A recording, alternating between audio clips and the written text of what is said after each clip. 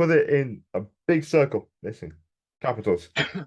The I messaged you about it as well. You put on social media that you are commissioning for a shirt to me for Still Here. Hmm. And of course, I personally find absolutely wonderful, and I'd love for you to talk about it. Okay, well, congratulations. You're basically getting an exclusive because this is the first time, and I've spoken about it, and it's still at this stage. I don't, because of the nature of podcasting and broadcasting and video, I do not know what the date in the bottom of your device or above will say when you're watching this. Um, I don't know but either. here I will talk from the perspective of today. As I say, this is 22nd of September 2022.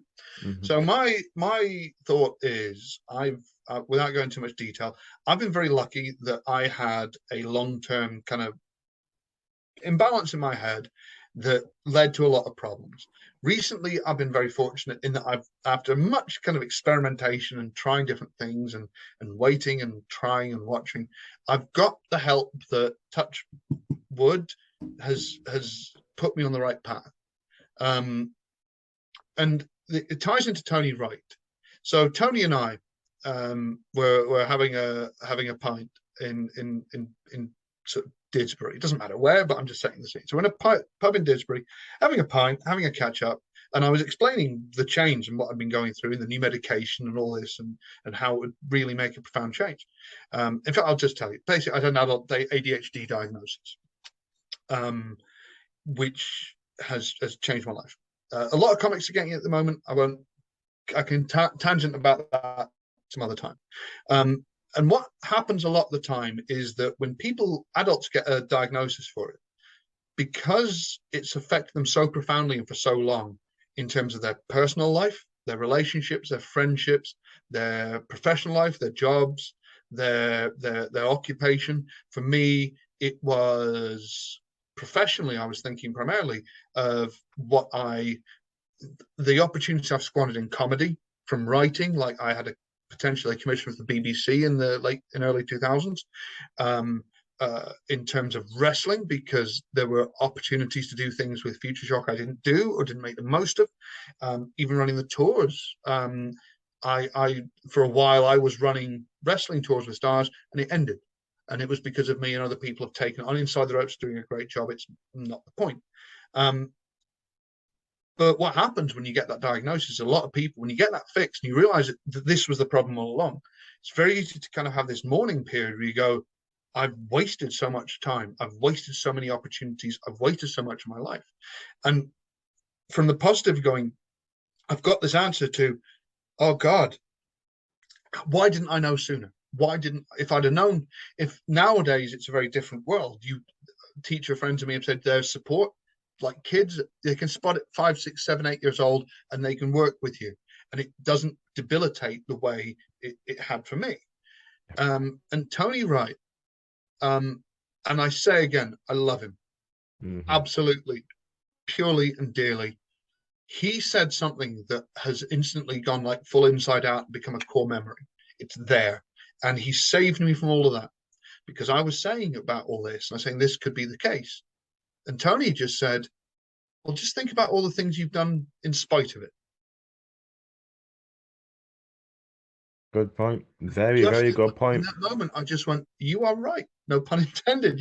When you're right, you're right, and and it felt like he saved me from a really like a fight there. He just took Mm, it. He just walked up to that demon and just went bang, done, mm. out, you know, just one finish, squashed him straight at the back. WrestleMania Miami, bro kicked that shit. And he was right, and it kind of got me thinking that if if you or anyone have had issues with mental health or trauma or PTSD or difficult times, and I always come at it from the mental health point of view because that's kind of me. Physically, I've been very fortunate. I don't have too much chronically wrong with me yet. It's still early, right? But that's where I'm coming from, and it's so easy to not give us credit, especially after 2 years of a pandemic, of difficult lives and difficult times, and opportunities taken away from us, and not being able to do things we love, to give ourselves credit because we're still here, you know, that we're still standing. If you are to go very bleak, if you're a suicide survivor, if you were someone who at some point got to that point where you contemplated taking your own life seriously, and it didn't even feel like a bad decision, it felt like the right decision, you know, but you're still here. There was something, you know, whether it's a little quirk of fate, or a kind word, or a kind gesture that stopped you. We're still here. You're still here, and that's something that I think that we should be proud of. And I think that the more we sort of talk about how, do you know what, we're still here, we're still standing, and that was the idea behind the T-shirt, which is just a T-shirt that simply says, and I've got the design being sorted at the moment, just says "Still here." And whether it's you, whether it's a message you're sending to someone else that you're happy that they're still here, you know, that's the purpose of it. That's the message. And if I had to think, and there's been some hard times, if I had given up and I got close, and it wasn't always on me that I didn't, and I was very fortunate, I had a lot of good support around me that I didn't always appreciate, I'm still here. And if I wasn't, then I wouldn't be able to take advantage of what I have now. I wouldn't have the wonderful things that I do and the people around me. So that's the ethos behind it. The idea, the principle is, I'm going to get these T-shirt design. It's going to be out there, nice, simple, that you can wear in the premise, based on the premise of all good wrestling T-shirts. Black, simple print on black on a soft fit T-shirt, because I'm sick of the scratchy ones. Yeah.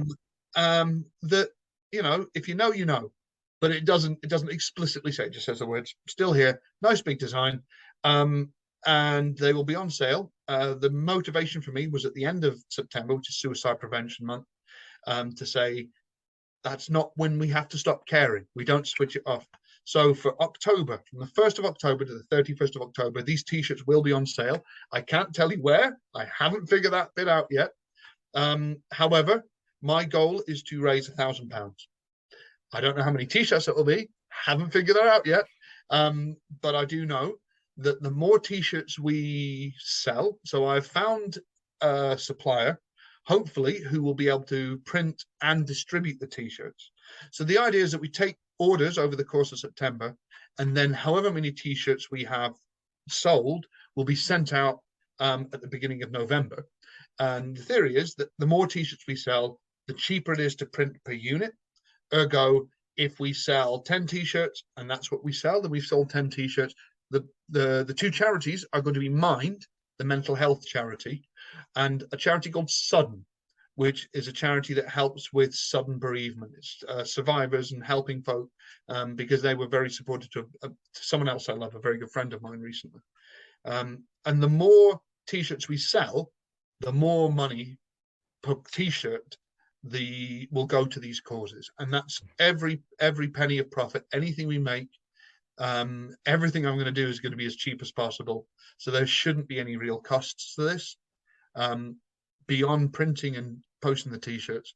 And hopefully, the more we sell, the more we can raise, and raise money for good charities that support people, and just say, I'm still here, and I'm glad you are too.